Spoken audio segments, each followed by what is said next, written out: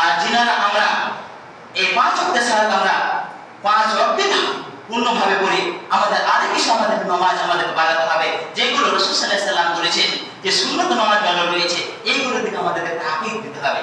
তার মধ্যে রয়েছে এই তাহাজ্জুদ নামাজ, যে অনেক বাবাজিগণ বয়স হয়ে গেছে কিন্তু এই তাহাজ্জুদ নামাজ আমরা পড়ি না। তাহাজ্জুদ নামাজে অনেক মূল্য রয়েছে, অনেক ফজিলত রয়েছে, আল্লাহ রাব্বুল আলামিনের ভালোবাসা রয়েছে। এই তাহাজ্জুদ নামাজ আপনি পড়েন, জাযতা নামাজ আপনি পড়েন, এই জাযতা নামাজের এবং তাহাজ্জুদ নামাজে আল্লাহ রাব্বুল আলামিনের ভালোবাসা কাছে পেয়ে যায়। এবং তাহাজ্জুদ নামাজ যদি আপনি পড়েন, প্রথম আসমানে যে আল্লাহ রাব্বুল আলামিন নেমে আসেন, এই প্রথম আসমানের জন্য আপনি আল্লাহ রাব্বুল আলামিনের কাছে দোয়া করবেন, এই দোয়া আল্লাহ রাব্বুল আলামিন ডাইরেক্ট কবুল করে নেন। এই হচ্ছে এই ওয়াফা আপনি ছেড়ে দিয়েছেন, আমি ছেড়ে দিচ্ছি। আমাদেরকে এই ওয়াফা আমাদেরকে ধরতে হবে, আপনাকে ধরতে হবে, কারণ আল্লাহ রাব্বুল আলামিন প্রত্যেক আসমানে আপনার জন্য আমার জন্য আসেন।